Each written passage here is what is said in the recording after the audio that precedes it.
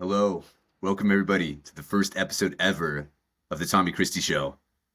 It's such a pleasure and an honor to have my first guest ever on the podcast, Mr. Jack Moses. Jack is a former Division One quarterback and is a current performance coach and online writer. Jack, welcome to the show, man. How does it feel to be the first guest ever? I feel honored, man. It's so cool to see you starting this podcast too, after knowing you for it's probably been like 6+ months now. So I hmm think I've told you since the start, like, dude, you're a natural podcaster and like you were crushing it on spaces, and I see the podcast as just the next logical step. So I'm excited to see where you evolve with this because like the amount of connections you have on Twitter is crazy. Like you can get so hmm many cool people on your podcast and talk about the coolest stuff. So with that, I'm actually really honored that you asked me to be the first guest, man. Love that, dude. I'm glad that you're honored. I'd say you're one of the main reasons why I've grown on X. You know, you were my first coach on X, and we had a lot of calls a few months ago. I guess it was like, again, like 5 or 6 months ago at this point, that played a valuable role in my development and my passion for this space. I guess a question I had for you, Jack, regarding like podcasts is like, why do you see podcasts as such a valuable tool for a creator?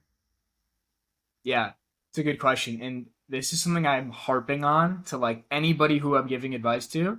Not many people take it though. But so why is a podcast so valuable? The first, there's so many different reasons. So I'll list off a couple. So the first one in my eyes is it increases your buying power to develop relationships with people quote unquote out of your league. So let's just use a really easy example. You're somebody with 500 to 1,000 followers, and there's somebody with 30,000 followers that you would like to have a conversation with, ask questions, and maybe become friends with. But the odds that they're going to give you a free hour-long call at 500 followers is pretty low. So it's like, how can I make this beneficial to them? And the answer to me is a podcast for a couple different Mm, reasons. You record it once, it lives on infinitely. Like this podcast we're recording now, somebody might listen to this in 40, 50 years. Like our grandchildren could listen to this podcast, which is pretty mm, cool. So the yeah. conversation does not die. And then you're also playing on some human psychology by like asking people questions about themselves because everybody likes to talk about themselves, and if you could be the curious one who's asking them questions, people become interested in people that are interested in them essentially. So that's a big reason. The next really big reason is just improved speaking skills, articulation, and social skills. So when I started the podcast, I had pretty bad social anxiety, like really crippling social anxiety in college. And it all came so full circle like 2 or 3 weeks ago. I was at a wedding with one of my best friends got married, and I gave a speech in front of like 150 people. And I would have been so scared in school to do that. Like public speaking in front of 5 to 10 people was very scary. But because I put in so many reps of just talking to people on a podcast, it flowed out pretty easily. And I think spaces are even another hack for that too, because it is literally public speaking. Mm. That's amazing. So you're saying there's really like the social element, like you can kind of like hit above your class a little bit. And then there's Mm, also just the like the refinement of your actual speech, like as a human. Like it teaches you how to speak better. It teaches you how to speak with more confidence. I dig that, man. I'm a big believer in when Jordan Peterson he says if you can learn how to speak and think and write. I'm gonna butcher that. yeah. If you can do all those things, you're deadly. You know, like you're a deadly human being because you're eminently skilled. Like you have everything that you need to influence and to persuade and to do whatever you need to do. Is that resonating, that kind of perspective? Yeah. And the last piece you just brought up about Jordan Peterson, I think he was talking to Chris Williamson about how a podcast is so valuable because even if you start a podcast and you're like, let's say, extremely dumb, by asking questions and then getting answers to all those questions, and you do it for 50 episodes, 100 episodes, in Joe Rogan's case, 2,000 episodes, you ask thousands upon thousands of dumb questions, and then you get the answers from people that are smarter than you. And so you're learning so much. And so I honestly think like you can create your own university education or like your own MBA through a podcast because you get to ask questions to the people that are doing things you want to do or you're curious about. And the questions can be directly applicable to your unique situation. That's a crazy perspective, bro. Like it's spot on. I've never heard like your own personal MBA, but it makes perfect sense. Like if you hear Joe Rogan talk now, like the dude is he's brilliant because he's been sitting in rooms with the smartest humans on the planet for like untold hours. Like I would think thousands of hours at this point, maybe probably over tens of thousands of hours. You know, he's probably been in an audio environment. And do you feel like that's the same for you, Jack? Do you feel like being a podcast host has expanded your mind? Definitely. I mean, with Rogan, he's definitely way past 10,000 hours. Um, Plus his other life experiences that probably all tied into that. So he's in the domain of mastery for sure. Like he is the GOAT No doubt. podcast.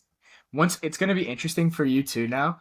Once you start having your own podcast, you watch podcasts differently now because you understand what it's like to be in the podcaster's shoes. And so you're like, damn, Rogan is just incredible. Or like Chris Williamson is so good at what they do. Um, to answer your question more directly, like, has it opened my mind and expanded my mind? Yes, so much. And I'm still relatively new. I've probably only done like 50 to 60 episodes, but the array of topics that I've talked to people about, like, some have been so deep in the spirituality, mindfulness, meditation, Hmm. psychedelic type of niche. Other people, we just talk about like marketing. So, and or other people, we just talk about health. And so, that's why I think that if you're like a multidisciplinary person who's very curious about a lot of things, like I think we both are, there's no better way Hmm. to explore that curiosity than with a podcast. Because by having the intersection of all those curiosities, like you become such a niche of one. Like if you think about Rogan, for example, I love thinking about this. Like before the podcast, all of his unique interests, like psychedelics, comedy, UFC, politics, whatever, they didn't mesh, but the podcast was that central link that let all the other curiosities manifest and combine. Yeah, it's kind of like writing. Definitely. Yeah. Yeah, that's a really cool perspective. Like using it as kind of like this, like I was just visualizing like a wheel, you know, and like it's the center of the wheel, the Yeah. podcast. And like there's like kind of like little arms that go out to every single like, you know, psychedelics, philosophy, um, business, sales, marketing, persuasion, you know, whatever you want, you know, that's it's a really cool perspective. Something I also really wanted to pick your brain on in this podcast is something that's it's almost become like a cliche or like a buzzword because it's just used so much. Um, what is the creator economy and like why does it matter? And then also three different questions. What is the creator economy? Why does it matter? And why are you so damn bullish on it? Okay. That's a lot. I really like it. Yeah. So what is the creator economy? The creator economy is essentially anybody who uses social media to create content and can monetize and make a living off that content. Now, there Hmm. are varying degrees of creativity with that work, and this is something I'm like diving deeper into now. I'd say the creator economy requires some level of creativity and ingenuity, but at the start, I think the first step is like a freelancer where you learn a skill, you sell a skill, you monetize a skill. But if you don't evolve in the game, in the creator economy, you will die. And what I mean is unless you need to combine complementary skills to basically separate yourself from other people. That's a little bit on a tangent. But the creator economy is essentially that using content, social media to spread a message and monetize in some fashion. The next question was why is it important? Or was that the third? It would, why, yeah, why does it matter? Yeah. So I've been writing about this a little bit, and so it's still fresh in my mind, but the Hmm. ideas are not super fleshed out. And so what I've seen, if you look back at history, humanity has always migrated towards three things: freedom, opportunity and expansion, right? Like let's look at the California gold rush, for example, or Hmm. like the British migrating to America. They were doing it for freedom, right? More personal freedom, more personal liberty, liberation from the tyrannical British government, whatever. The second Hmm. was opportunity, right? They came to the Newfoundland for new opportunity, like the new world, America. It was like all of this. And then people go west to California for the gold rush for new opportunity. The expansion piece, that's seen through all of history's great migrations, right? Like the conquistadors want to spread their uh, ideology about Christianity around the world, right? Columbus wanted to expand the Spanish Empire to go explore. So these were all very physical migrations. We still have these innate drives to expand towards freedom, opportunity, and expansion of our consciousness, you could say. But I see it now as the migration is not physical, it's digital, where human beings who are seeking something more are gravitating towards the creator economy because added freedom, autonomy, personal liberation, you could say, from a corporation, an institution, a 9 to 5 job, increased opportunity because there is no cap to what you can do or what impact you can have or what how high your income can scale. There really is no cap. The only bottleneck is you, which we can get into. And then the third one is expansion. And I see the expansion piece is really interesting of like expansion of consciousness because when you're putting out a podcast or you're putting out ideas or you're writing a blog post, what you're doing is you're spreading the seeds of your consciousness to other people in humanity and Hmm. you're expanding your way of thinking to other people. And so I think it ties into like why does this matter? Why is this so important? People that are in the creator economy, and I think the caveat is have some type of higher purpose or philosophical lens or spiritual lens. They want to do this work and spread ideas that will raise the collective well-being of humanity or collective consciousness, right? And I see it as this vessel for liberation of the individual with the freedom and opportunity, and this vessel for collective evolution of humanity. That was a Hmm. tangent, but I've been thinking about this a lot. No, I asked for the tangent, man. No, you're good. And then the final part, because I had you had actually saved a tweet of yours. You had said, I don't know what date this was, but you said the same people who went to California for the gold rush in 1849 would have joined the creator economy in 2023, which I think really goes to your point about expansion and opportunity. And long term, why are you so bullish on it? Do you think that there's still a lot of blue ocean available in the creator economy? It's going to be interesting to see how it evolves. What I see and what I saw in myself is people are fed up with the script. The just get the 9 to 5, just be happy with it forever, and just get this steady Hmm. paycheck and never really question or try to reach your potential. Now, why do I think it's going to be important in the future? I'm talking to more and more people my age that want something more, right? Like 30, 40 years ago, the idea of the 9 to 5 stable job, steady paycheck, 401k, retirement, that was the pinnacle of success. But now everybody is more aware of these new opportunities because of social media, and more people are gravitating towards them. Now, this is a bit like utopian in terms of like what the future may look like, but as more and more of these repetitive jobs are able to be outsourced to automation, AI, robotics, right? What are human beings going to do with our time? And I think we are going to be liberated from the monotonous work, the robotic tasks, to creative work that only human beings can do. And Naval has a tweet that says, Hmm. eventually everybody will be in the creator economy in some fashion. And I find that very Hmm. interesting because it seems like we're still on the edge of the new frontier. Sure. I mean, what does that quote say to you? Like, what does that mean? What does a world look like where everybody's in their creator economy?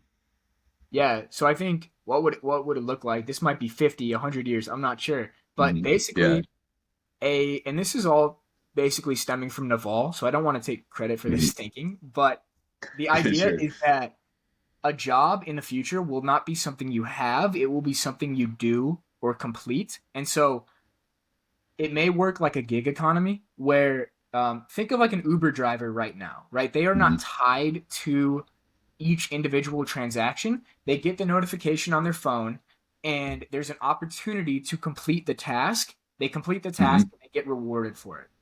I think it'll work something like this, like whether it's on X, whether there's a new social media platform that's decentralized that emerges where you have a unique skill set. There are people that need Hmm. jobs done. You see the notification. You can choose to complete the task. And maybe the task is a day, maybe it's a week, maybe it's a couple months. But I see it that these small groups of people or individuals will go out on these creative hunts and do these creative sprints for a couple months, and then they'll rest, recharge, be able to live anywhere they want, and then do it again and build projects and use the creativity of the human mind to bring ideas into reality that are only exist in the mind. Hmm. Jack, another big question since this is a podcast and I want to ask big questions. What is creativity? Like that's a word you keep using it. Like I have my own conceptions of what creativity is, and I think whoever is listening to this, they do as well. What does that mean to you? Like creativity? Yeah, so I'm reading about this a little bit right now, which is good timing from Ken Wilber. But Hmm. creativity is the foundation of evolution of anything. You could say life, consciousness, spirituality, whatever. Creativity is what it's what the universe is orienting towards. And what I mean is like every time there is a progression in evolution in any domain, like take Hmm. there has to be some type of creative leap where see this is really testing my knowledge because I'm just reading this book now, but Oh, no, essentially you're what good. happens is every stage of consciousness or evolution something new emerges that did not exist before. And so you could think of like when the atom is the base foundational thing. Now there's things below the atom, but Hmm. for an atom to evolve into a molecule and a molecule to evolve into a cell, there had to be a creative leap, which means something completely new emerges from what already existed. So, how does this Hmm. tie into creativity? The ideas, the like a creative idea is something that is completely novel or new and it can be brought into reality by somebody. And so I think creativity is in a sense like what gives us this divine essence and it separates us from the animals who don't have the superconscious or the awareness or the godhead, you could call it, because animals can't have an idea that is completely novel and bring it to reality. Human beings can. And that is what connects us to that divine source. Hmm. Does that So make sense? creativity is really, yeah, no, it does. It does. It's pretty woo woo, but like I think at the core of reality, things are pretty woo woo. You know, if you think about just what's going on right now, look at us. Like we're these two like highly evolved primates, products of an unbroken chain of like billions of years of biological evolution. Then beyond that, billions of years of cosmic evolution. Like we are literally star stuff created from the depths of the Big Bang. So it's like, for me, I think creativity, yeah, I think that's great. So if I'm hearing you out, creativity is more or less the substrate of evolution, and it's also kind of like the substrate of what makes humans unique beings on the earth, kind of. Yeah. Is What that is it? Am I yeah, hearing you? that is pretty much what I was trying to say. You put it more succinctly. But what is your idea of creativity before you heard me say that? Yeah, I mean, I'd say it's relatively, I think creativity and spirituality are like interlinked. Like they're almost like the same thing. Because like if you think about whenever you have like a creative block, you know what I mean? Like if you just sit down to write and like it just sucks and it's just there's a lot of friction. I've learned that it's always like spiritual friction. I've always learned that it's like I need to evolve. I need to learn something else to get past this friction. I need to level up. So I think creativity is spirituality. It's combining two things that didn't exist before and creating something new. I think that would be the way I would define it. And I think every like I think you've read The Creative Act by Rick Rubin as well. I think pretty much everything that we do in a weird way is creation. Like the way you get out of your bed in the morning, like like today is February 3rd, 2024. Like that will never happen ever again. Like the way that I got out of my bed this morning, like that, like the exact same way that I did that. So I think we're constantly creating our reality. And like life, I think life is art. Life is creation. Like every single day, the way that we choose to spend our time, the way that we have conversations with people, it's all art. It's all creativity. Yeah, I love that. I love that thought of like February 3rd, 2024. It just seems like a random Saturday, right? But it It will be is. so important because it will never matter again. And the point you made about like whenever you have a creative block, it's actually a spiritual block. That is Mm-hmm. so true for me Mm-hmm. personally. Like if I'm out of Mm-hmm. alignment, my ideas are just not flowing, right? There's like some blockage. So I think they are deeply intertwined. Hmm. What what books are you reading right now, Jack? I know you're like me. You're just like a just an absolute readaholic, bookaholic, and you're constant. Like I think you take the Naval approach, right, of bouncing around from book to book. Mostly. Yeah, now there are like some books where I try to make myself get through it if it's like dense. So Mm-hmm. there's actually three books right now that have been top of mind. I guess four. I just finished Mm-hmm. Siddhartha, which was a Oh, Naval yes. recommendation. You've read it? Yeah, I've read it. Like I've read that book like 5 times. Yeah. It's really good. Yeah, it's a really good story. And it does put into perspective, like, what are you chasing? Like, are you sure this is what you want to be chasing? Uh, that was a really good one. I'm rereading Mastery by Robert Greene, which is always a classic. Mm-hmm. More so the apprenticeship section. I never focused on Mm-hmm. that as much because I didn't have anything to view it through, but now I kind of do, which is interesting. Um, I was reading What do this. you mean? Yeah, I want to double click on that. What do you yeah. mean? So that book, Mastery, is split into three sections. The first section is like reconnecting to your innate nature or like your childhood talents or curiosities. Second section Mm-hmm. is submit to the ideal apprenticeship, and the third section is like pursue mastery. And so now that I'm working with Cortex and like um I'm not directly apprenticing under Dan Coe, but like I get to observe him in like tight proximity and behind the scenes. So that book is very relevant of like how should you approach learning from a master when you are a beginner. And so for me Mm. it's like being super perceptive, just like noticing the intricacy, like the intricate details of like how does he conduct himself, those things. So that's why I've been reading that book. Um, I've also been reading How to Think Like a Roman Emperor, which is really sick. Ooh, Have you nice. read that one? No, well, weirdly enough, I'm listening to a Ryan Holiday podcast where he's talking to the guy who wrote that book. Okay. Yeah, it's Yeah. really interesting. I like it a lot because it's like I'm only starting, but it's giving like a brief history on Stoicism right now. And from what I understand, the book is going to dive into the link between like psychological cognitive behavioral therapy and Stoicism. Because this dude was a psychologist, the author, and I almost went the psychologist route, so I found it really interesting. And then the last book is super dense. Like that's what I was trying to explain with like the creative leaps in like the atoms and molecules. It's called Sex, Ecology, and Spirituality by Ken Wilber. It's Nice. like the pattern of evolution, like the map of evolution, and it's like 900 pages, and it's really fucking dense. The reason I bought it was because Dan Coe, he was like, dude, you need to read this book. And I was like, all right, I'm gonna fucking buy it. So I'm trying to get through it. It's hard though. Yeah. I just looked it up on my other screen. Man, this looks like a very dense book right here. And Yeah. I've never actually read Ken Wilber, but I know Dan Coe loves him.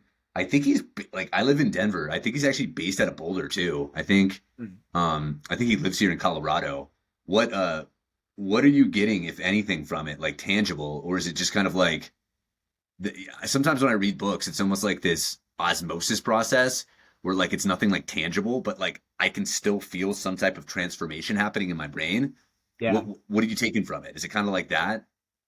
It is like that, where it's not like, this isn't like a self-help book with like actionable steps. It's Hmm. increasing your holistic understanding of like the nature of reality and how Oh, this all that's deep. works, which I feel like is so applicable to anything. And so I've been coming up with a lot of insights based on the book that are like related to the creator economy. And so I was talking with my roommate Tyler, and Hmm. we were basically got to the core of like, in the creator economy, if you don't evolve, you die. Like if you Mm. stick with one skill, you will die. And like life and nature and the universe follow the same pattern, right? There has to be some type of evolution, some creative leap to continue the process. And I think that was from the book. And so it's like the book is not directly about the creator economy in any way, but understanding it, understanding the universe and reality at a deeper level can help shape how you move about in your work, essentially. Yeah, it's a mental model, like kind of Yeah. the way that I view it, much like I don't think these ideas that I'm about to express are original. I mean, what's original really? I feel like in a way, everything that we're saying here has been said already in a weird, in another way. But I think that books, like we have a mental tapestry. Like I like to think about our brains as like this kind of evolving like tapestry, like of ornate like geometry that's like being stitched out in real time. And like the books that you read, like each book, if you take something away from it, it's like you just like kind of stitch or like I don't know how to sew, but if I did know how to like it's like mentally sewing like these new patterns onto this tapestry. Does that make any sense? Yeah, dude, 100%. Like I think Charlie Munger refers it to it as like creating a lattice work of mental models. You have all of Oh these yeah. different understandings, like whether it's from physics to statistics to psychology to marketing, and you Hmm. know all these different basically ways of viewing the world just through different lens. You understand things more holistically, and each book, like you said, it just like completely changes your worldview. Like looking back, like I'm sure you could say the same thing. Like each book that had an impact on you changed who you are right now in this moment, which is like pretty Hmm. crazy to think about. And then I always like I fall out of the reading habit or like the obsessive reading habit, and I'm like I need to be consistently reading because those books formed who I am. Mm. And I've been feeling recently, I've actually been reading a lot of classics. Like I've been like just kind of ignoring a lot of the books that have been put out within the last like 50 years recently and just like reading ancient Greek philosophers. Like I read a book by Plato last week. I'm reading a book by Friedrich Nietzsche right now because I'm learning that just all of these ancient philosophers specifically, they have these ideas that have just been like kind of filtered through the minds of people throughout the ages. So it's almost like going to a like if you think about how we get our water, like if you live, I think you live in a city, you live in Austin right now, I live in Denver, and we are in a city. We're not like directly near like a mountain spring, so it's like I think that's how we get a lot of our knowledge now. It's like almost like if that makes any sense. And like when you go and read these ancient Greeks, like you're going right up to the mountain lake and like just Yeah, drinking the mountain lake up. You know, yeah. You're I going to just like the I just pure source. Exactly. So, like, have you ever read any like ancient Greek philosophy? Because I think you dig it, man. So I haven't dove too deep into it, but I think like the term that comes from Nassim Taleb, which you probably know, is Oh yeah, The Lindy effect, right? Like big time. Yes. if the knowledge stays and the books stay for thousands of years, it's a good indicator that they're going to be around for thousands of years longer. I'd say like the most powerful and impactful philosophy books that I've read have been like Seneca, Letters from a Stoic, Nice. Meditations by Marcus Aurelius, and then um, Epictetus's discourses. Like those were Oh all yeah. really, really impactful, especially meditations. Hmm. Yeah, meditations was super powerful. Yeah, I've got that on. I'm actually reading that right now. I've read it a couple of times, but I think the cool thing about books is that it's almost like a river, you know, like if you go back to a river, like it's the same river, but it's totally different in a way because like the water, all the water molecules are just like it's totally different water that you're looking at. Yeah. All that water is probably in the ocean by now, or maybe in like a cloud somewhere, or maybe even in your own body, you know. But like when you I'm learning, like, I read Meditations a few years ago, and I'm getting so much more out of every page right now because I've evolved as a person and I've grown as a human, Yeah. and it hits you so differently. Like, can you speak to that? Like, have you ever come to a book before and then like read it again with different like fresh eyes and it's hit you differently? Yeah, dude, 100%. Because you are not the same person that originally read it. So Hmm. I like to do that with just some of those classics that have really molded me. Like the ones Hmm. I'll go back and reread multiple times are like Meditations, Seneca, Letters from a Stoic. Um, the Tao Te Ching is always one I reread. The Almanac of Hmm. Naval, Mastery, because those shaped who I am so much, like to go back and refresh yourself on the concepts and just like kind of sharpen those mental models because I think they can become dull over time, right? And Hmm. like just to fire those neural pathways back up with the stuff you know impacted you for the better. Like 12 Rules for Life has been that for me too. I like to do that with Jordan podcasts. Peterson. Yeah, like Hmm. podcasts and lectures too. Like because everybody's like you should go reread the same 100 books over and over again that were the best. But I'm like we should re-listen to the most impactful podcasts that changed our thinking too. So that's something I like Hmm. to do a lot. Yeah, it's crazy to live in this time because podcasts are such a novel thing. Like they have been around for what, I don't know, maybe 20, 30 years max, Yeah. as a medium. And I think what we're doing right now in a weird way is like just contributing to this massive body of just data that's just kind of like, you know, just like flowing around in this like weird digital ecosystem. It's so bizarre and so cool to be alive at this time in a weird way. Like to get like to get pretty woo woo. Like what a gift it is. Like whoever's listening to this, like just think about it. Like you're alive, you're a human in 2024, a time where we might even hit the singularity in our own lifetime. You know, like do you think that could you see that being a thing? I'm a little bit out of my domain of expertise talking Me, about me AI too, and bro. stuff, but Me too.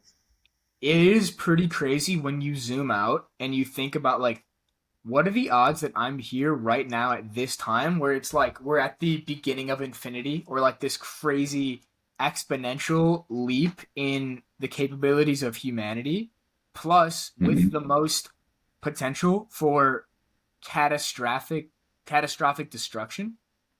It's just Hmm. wild to think about. I'm grateful like that technology has the opportunity to liberate the individual. Like I think Steve Jobs had that vision at the start. Um like he saw the computer as a spiritual endeavor because he Hmm. knew it would liberate the mind of the individual. And I mean, like this is proof right now. We're able to do a podcast for an hour, hour and a half across the country. And technically you could say this is like work, but to me it doesn't feel like work. It feels like play. And then Hmm. like using the internet wisely and like having podcasts, just talking, being curious, learning, you can create an income then where you can design your own lifestyle. Like this was not possible before 10 years ago. It's pretty insane. Hmm. I mean, I guess you could have been an entrepreneur like 15, 20 years ago, but it would be a much different type, you know, like Yeah. you wouldn't be using, I don't know, like, I guess you wouldn't be using your mind as much. What do you think about that? Like, how do you think being an entrepreneur for Nat now in the digital age is different than prior to the digital age? Word, Yeah. Jesus. Yeah. I don't think you need as much capital and you don't need other people. And so it's like it all goes to those four types of leverage, which are labor, people working for you, capital, money Hmm. working for you, and then the new forms of leverage that are the forms of leverage for the new rich are code and media. And so Hmm. now, because code and media are so accessible, and you don't even need to know how to code, like to access code, Hmm. or that type of leverage. You can just do media, like recording podcasts, writing books, writing tweets, whatever you're doing, and building products around that. It has lowered the barrier of entry because for me to become like a startup founder or an entrepreneur, I would have needed a lot of upfront capital. I would have needed to get a Hmm. team together.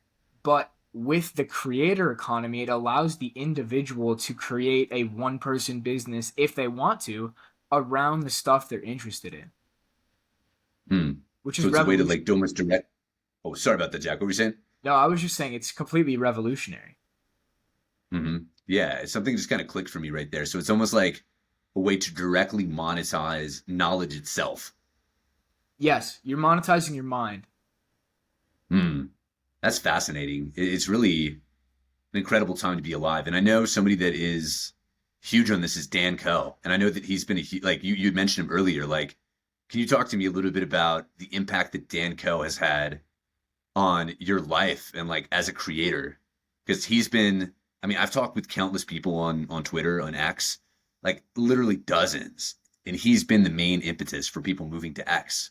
Like, you speak a bit about Dan Coe. Yeah, he's tremendous.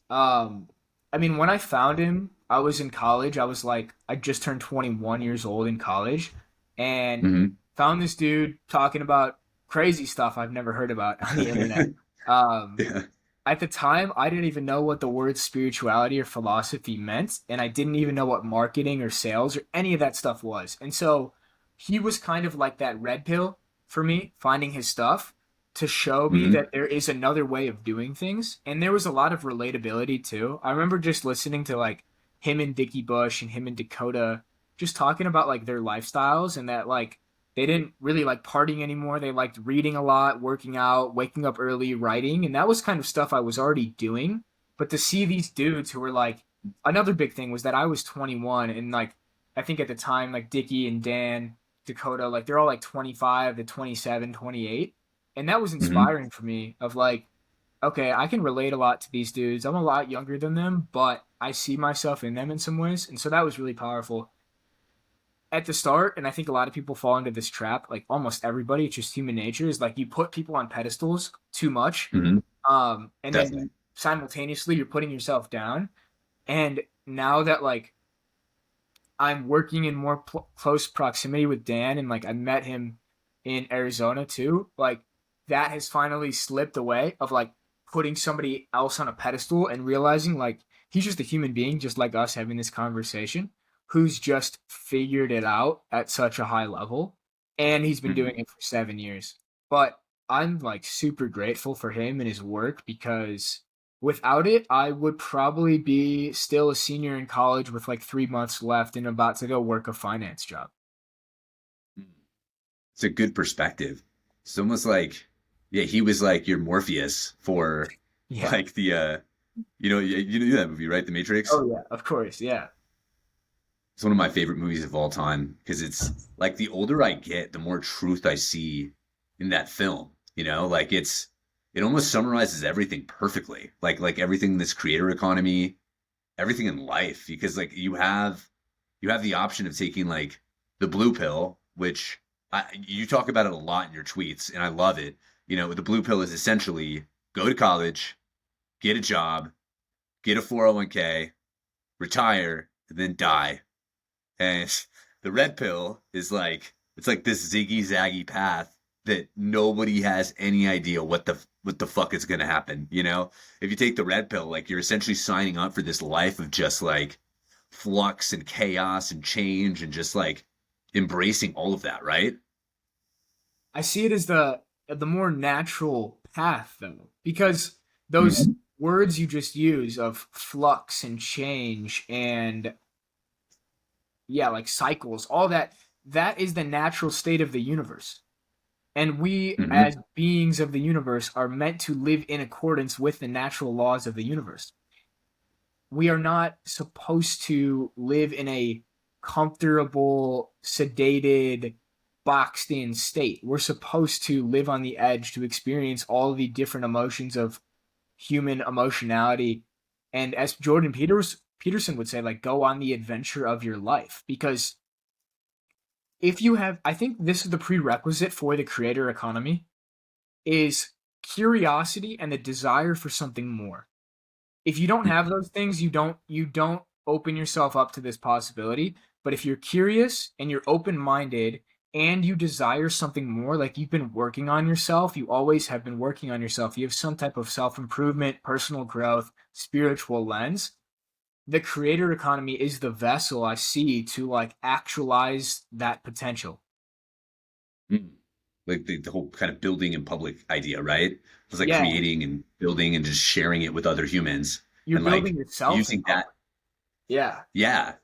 Because like I was chatting with a friend last night and he was talking to me about how, like I don't have that many. I think I'm like, I have 2,300 followers on X and like I post a lot. And one of my friends was just like, hey man, like what you're doing is really inspiring me. Like just putting it out there, like putting yourself out there in such an organic way. And I was like, yeah, man, like that's what it's about. Like I think that if we were to all do that as humans, we would accelerate consciousness in such a in such a rapid velocity.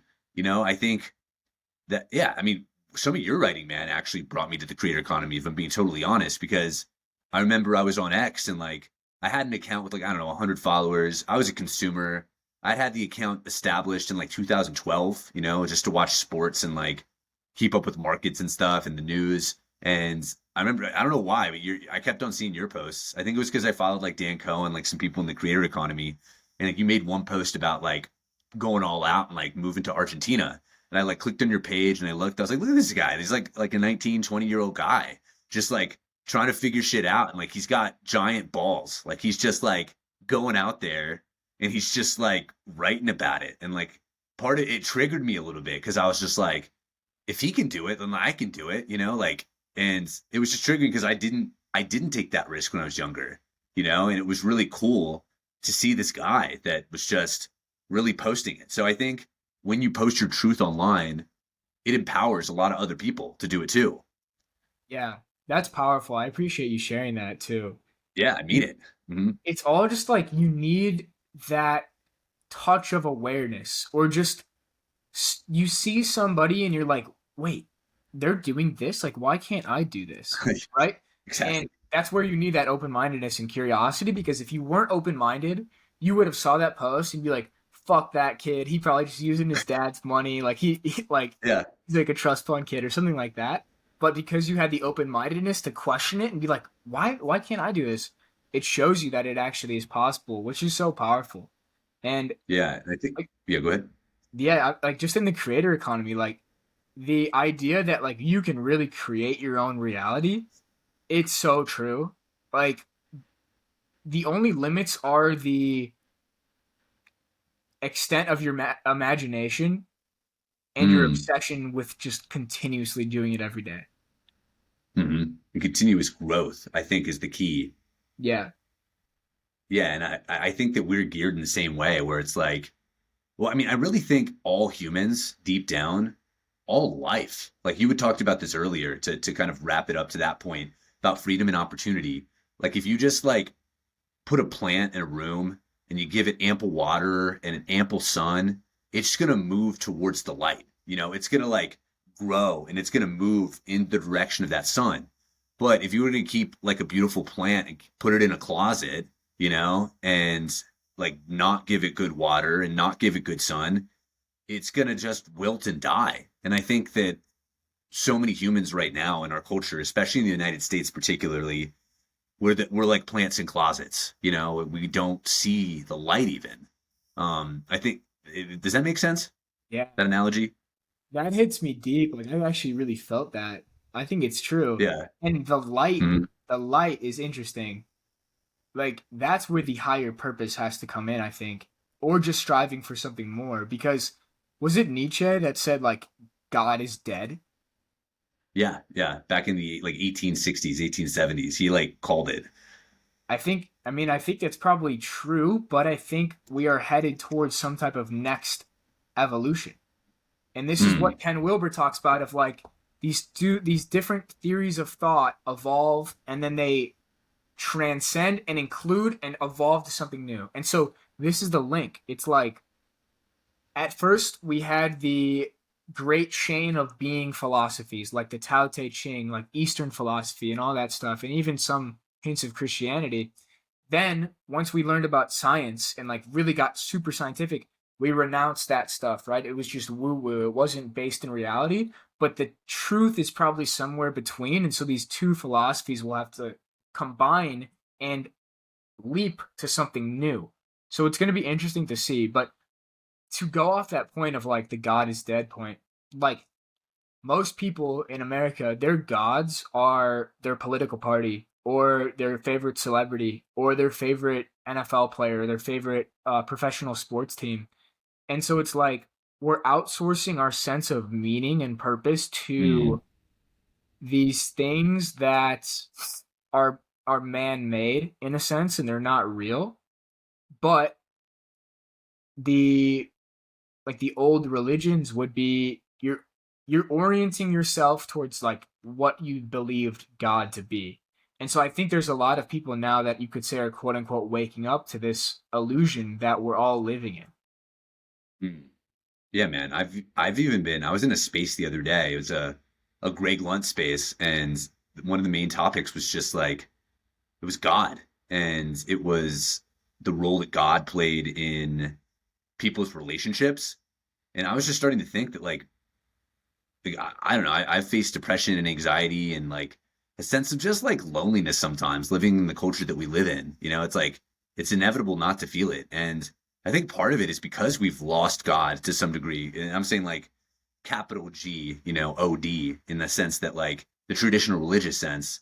And I think the challenge of the modern man now, it's to find your God. It's to find your purpose because it's not like baked into the cake anymore. You know, it used to be so simple. You know, like if we had been raised in America, let's say 1924 instead of 2024, it would all probably be laid on a platter for us. Like, you know, we would go to church, we'd probably be good little Christians, like we'd have our Bibles, and I'm not like putting them down at all, but like I think we lose something when we lose traditional religion. And that's what I think what Nietzsche was talking about when he said God was dead.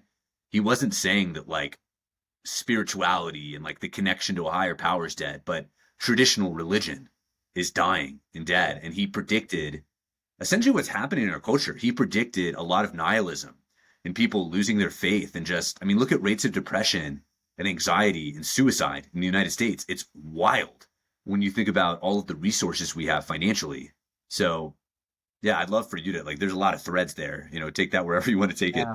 No, it's so good. I love how deep these topics get. That's why I love the podcast. Again, to full circle. Because you can't have these Mm-hmm. conversations like on a space. I mean, you can, but it's going to be multiple Yeah. people Mm-hmm. rather than one on one. But this is what excites me about the creator economy for the chance to open people's minds to new ways of being. Because people might see me from the outside, like even my high school friends who like kind of know what I'm doing but don't really know.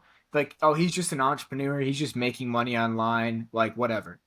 But since joining the creator economy, I have taken a spiritual perspective on life that I never had before. And so it's like this holistic vehicle for self actualizing and being exposed to new domains of knowledge, being exposed to the esoteric side of health Twitter that opens your mind to the fact that big pharma and the big food companies and seed oils are literally killing you. And then there's the spiritual side of Twitter where they're telling you to appreciate the present moment, that there is some greater force of being within you. And it's like you expose yourself to all these different people that are at the edge of their fields in some capacity. And then Mm-hmm. eventually you absorb it from everybody. And if you do a podcast, you talk to them. And if you just do spaces, you talk to them. And you realize that like there is more to this life than just the 9 to 5 escape into politics, escape into the NFL football, and like really pursue some meaning in your life and purpose. But I want to ask you a question actually. Wait, yeah, go for it, bro. You mentioned the purpose that we've all lost our purpose. Do you have a current layer of your purpose right now that you have identified? What do you mean? Like to put it simply, what is your purpose right now? Hmm. I'm still discovering it. I think my purpose is to find my purpose. I think I think that's my purpose, and I think a lot of it's through creativity and sharing my creativity. And I think there's something to accelerating human consciousness.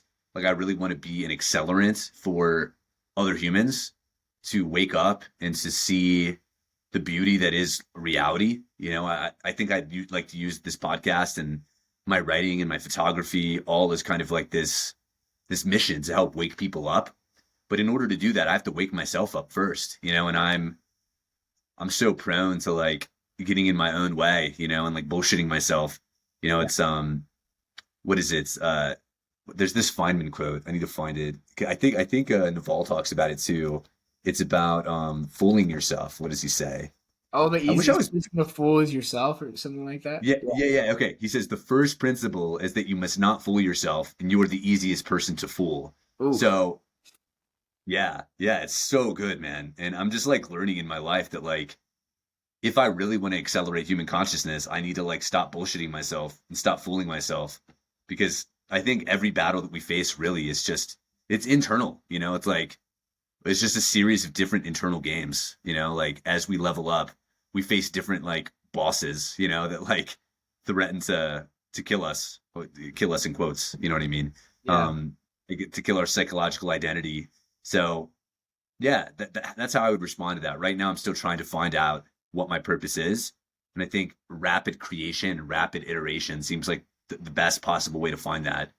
And also, bro, I think it's kind of crazy. Our mutual friend Base Bra just texted me during our conversation. So something's going into the collective unconscious right Something now. is going on. I was with him last night, actually. We got Oh, dinner. We got awesome. dinner last night. He's such a What'd you guys dope. eat? Steaks, probably. No, dude, we actually got like Mexican. I got like a burrito. It was a burrito, and like Was it fire? we got Cokes. Like it was pretty good. Yeah, it was really good. Oh, you probably got like the traditional like Mexican bottled Cokes, right? Sadly, not. They were just in the cups, which sucks. But it was still really good. Yeah. What about you, bro? What is your purpose? I'm gonna flip that back to you because Yeah, that's a yeah, deep yeah. question. There's one thing I wanted to touch on too, real quick Oh, before I get please, into please, that. double click Um, away, my friend. yeah. So you mentioned like the getting out of your own way, and that's the hardest part. And Hmm. for everybody struggles with that all the way up. I bet you talk to anybody, like even Nietzsche, like Carl Jung, like Alan Watts. Alan Watts couldn't get out of his own way. He Yeah, died he's of an it as an alcoholic. alcoholic, right? Which is wild to think about. And this is where it comes with like acceptance of your Hmm. flaws, that you are human and you are going to make mistakes, and you don't have like beating yourself up has never worked for me. Like acceptance and observation and discernment, Hmm. those are better. But for me, what I've noticed, and I'm still not perfect by any means, but when you build yourself into a position of responsibility and service, the Hmm. desire to escape or self sabotage goes away. And this is comes back to Viktor Frankl, Man's Search for Hmm. Meaning. So there's two quotes that just stay so top of mind. So it's like any man without purpose will distract himself with pleasure. And Hmm. the other one is self actualization can only happen as a byproduct of self transcendence. And to me, what that quote Wait, say means, that again. self actualization can only happen as a byproduct of self transcendence. Wow, It's a that's tongue that's deep. twister. Okay. But what it Yeah, means yeah. to me is you can only reach your potential, become this highest version of yourself by going beyond yourself and serving others and putting the focus to others instead of yourself. Like self Mm. consciousness is where all of this self sabotage comes from.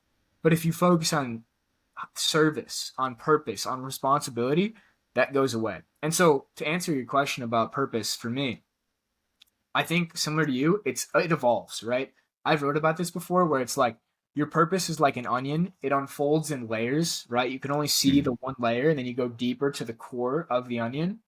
But an insight I had like a few months ago was my overarching purpose, I really think, is to open people's minds, open young people's Mm. minds to new ways of being, to new ways of living, to new ways of work. to new ways of spirituality, philosophy, all of that stuff. And how that evolves, I'm not sure exactly. I have a rough idea, which I could get into if you want, like where I think it might evolve.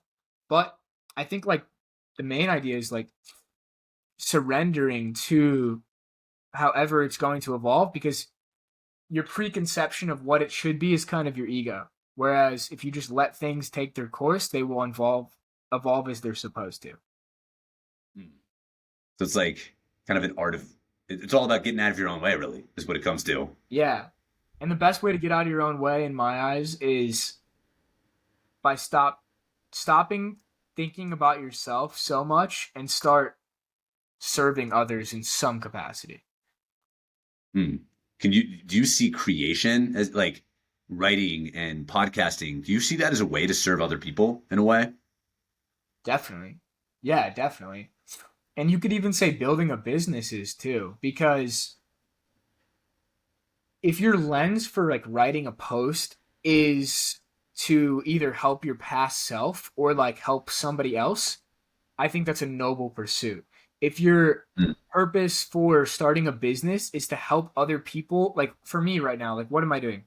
You can consider it's like a creator consultant or creative work advisor. What I'm trying to do is help other people learn the fundamental skills to then create their own career in an unconventional sense. And so if it were, and this is where the line of like spirituality and philosophy come into play for me too, and it's something I try to keep mindful of, is like you could easily be that entrepreneur who just tries to make money, make money, extract, take from people, take from people, take to people. And once you learn those skills of like marketing and sales, you realize you actually could have the power to, which is where the ethics have to come in to keep yourself aligned philosophically, of how can I use these unethical skills ethically with the purpose of serving other people. That's the battle. That's the internal debate for me. Hmm. Yeah, it goes back to a movie I really liked when I was a kid. It came out when I was 12. It's Spider-Man, and Uncle Ben like says to Peter Parker, he's like, "With great power comes great responsibility." Because it's like if you're Spider-Man, he could go around like beating the shit out of like people and killing them, and Yeah, like being a menace, being a villain, or he could go around and be Spider-Man and like save people and protect the city. It's kind of like that. 100%. Yeah, because I like didn't think I'd the talk about innate Spider-Man on power this. of Spider-Man, or like any Yeah. superhero, they have the capacity for massive destruction, but they choose to use it for good. And those skill sets of like writing, speaking, marketing, and sales, like the four most important skills, they could be used in a negative way. Like, not to get into like, hmm, I guess you could use the example of like there's some people that maybe don't like Andrew Tate, and they see Mhm. that he uses those four skills in an unethical way. Now that's debatable if it's unethical or ethical or not. But even somebody like Hitler, for example, like starting Yeah. this movement, and in causing mass destruction, what did he use to fuel that movement?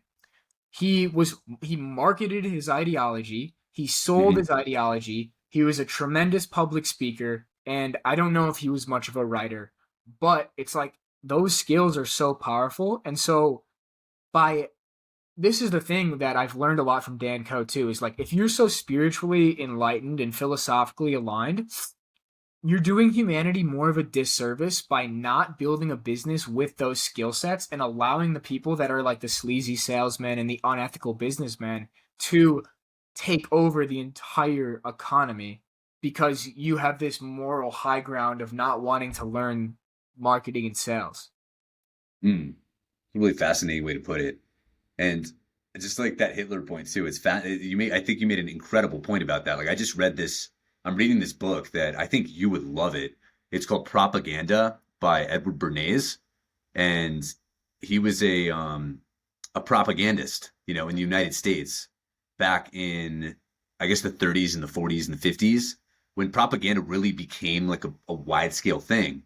And the entire word propaganda has been giving a negative connotation because of how Hitler and Goebbels were so effective at brainwashing people to their ideology.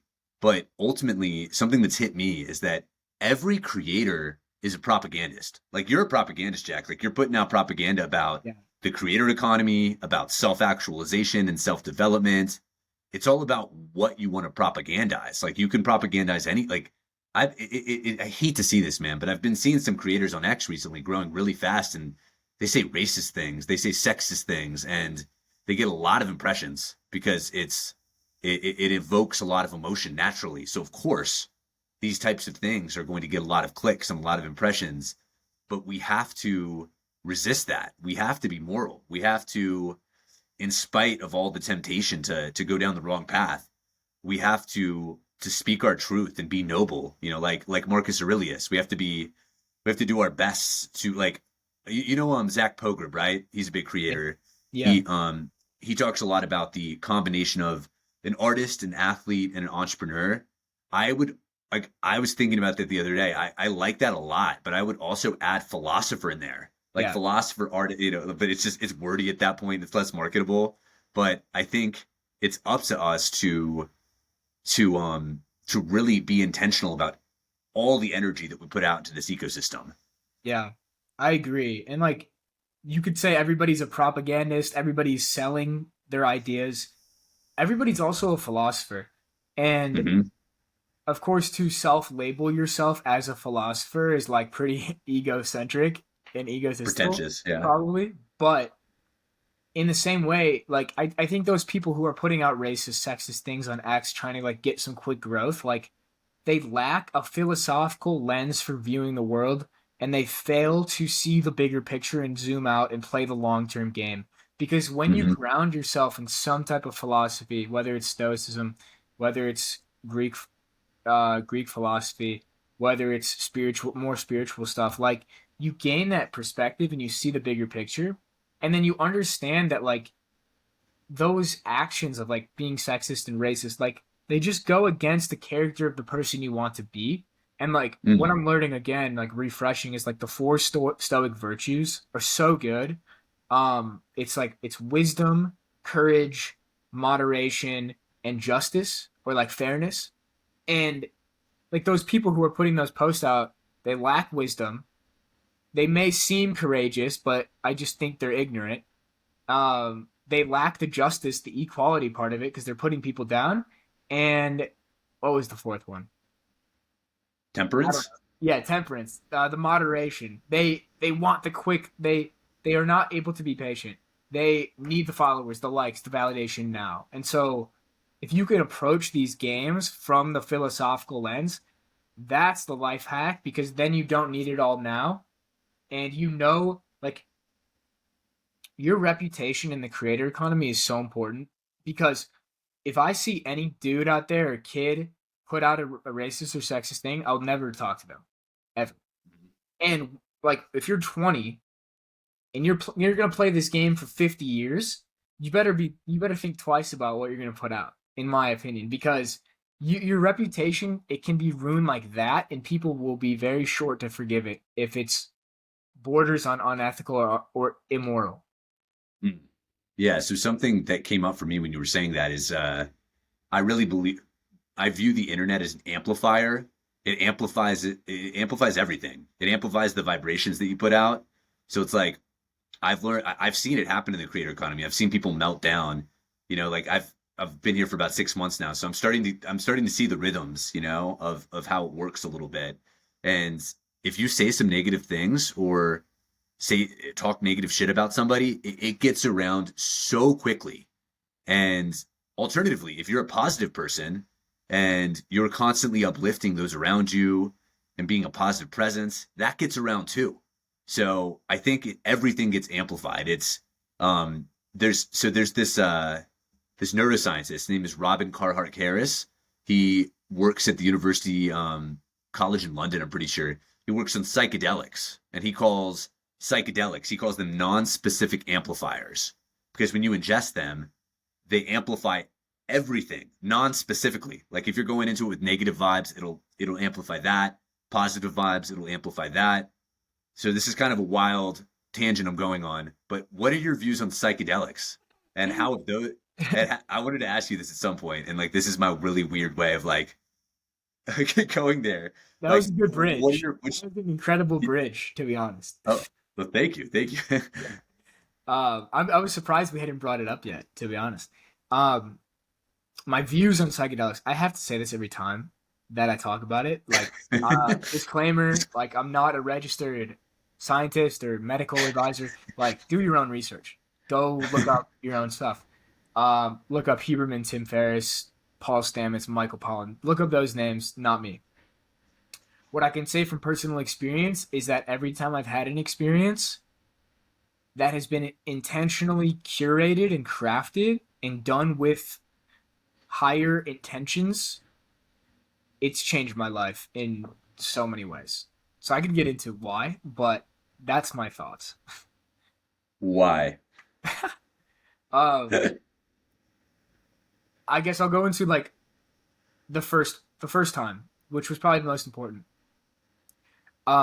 At the time, I was still a college football player, and I was debating between transferring to a Division III school playing quarterback, staying at Northwestern and playing receiver, still trying to grind it out, or dropping football and becoming a normal student. And before that psychedelic trip, my identity and ego were so closely attached to the self image of being a football player because it was my entire life up to that point. But during the psychedelic trip, I realized that like your potential as a football player caps at 20, 22, maybe 25 or 30 if you're really lucky you get to the NFL. But as a human being like self-labeling as an athlete actually limits your human potential. And I realized in that moment, like I could be nothing. I could identify as nobody, and my potential would be higher than if I put myself into a box. And so I never gained that insight until I took psychedelics. Hmm. So it pretty much blasted your identity into smithereens. Pretty much. And just completely like if you think about an egg, right? Like Yeah, I love eggs. there me too. There's like cracks in the egg of like your mind starting to open. I feel like with the psychedelic trip, the entire shell just cracks. It just completely goes away, and your mind is just temporarily completely opened to the fundamental nature of reality, the higher state of consciousness, whatever you want to call it. And then you go back and now you remember and you try to integrate that into how you live your life. So I would like to say I would stay in the state I'm at in psychedelics, but I'm not. Um, but I think eventually, like, you do want to put them down. Like, as Alan Watts says, like, once you get the message, hang up the phone. I think Mhm. there's a lot of truth in there. Um, but I don't think I've quite gotten the message yet. Are you feeling the phone call right now? Well, we'll talk about it This after. is But I will be having another experience soon. love it, man. Yeah, no, I remember when I first discovered psychedelics. I like, I appreciate you sharing that all by the way. Like I've had very similar experiences. I remember I was taking like acid like every weekend when I was in college, and then it didn't take me too long to realize that like I was just escaping myself and chasing a high. So I think psychedelics are very powerful, but I do think that you just have to tune in and like learn from them and integrate them. I think so many people are just busy rushing from one ayahuasca trip to another ayahuasca trip. It's like, bro, you really don't have to do ayahuasca that many times. Like I mean, I've never actually done ayahuasca personally. It's something I'm open to. You've done it, right? Yeah, I did it last September. But that same thing you just said, I was realizing it during the experience. There was a guy next to me. It was his 500th ayahuasca experience. It's like, 500th bro, in the last bro, 10 years. So that's like every 2 weeks. And what I realized there was whoa. like I got the sense, and I don't know if this is true, it was just my perception, was like a lot of people there were just looking for a high, right? And a lot of Mhm. people there were just searching for some answer outside themselves. But you are your own guru. You are your own greatest guru. To me, what psychedelics do is they don't show you anything externally. Maybe visually they do, but in terms of insights, they show you what you already know at your truest nature, at your truest core. Like I feel like they connect you to your intuition when you approach it from that lens of not looking outside of yourself but looking within. And to sum it up, like after that experience, the ayahuasca experience, people around me were like talking about how they wanted to do it again, like they wanted to book another trip, and I was like, I don't need to do this for years.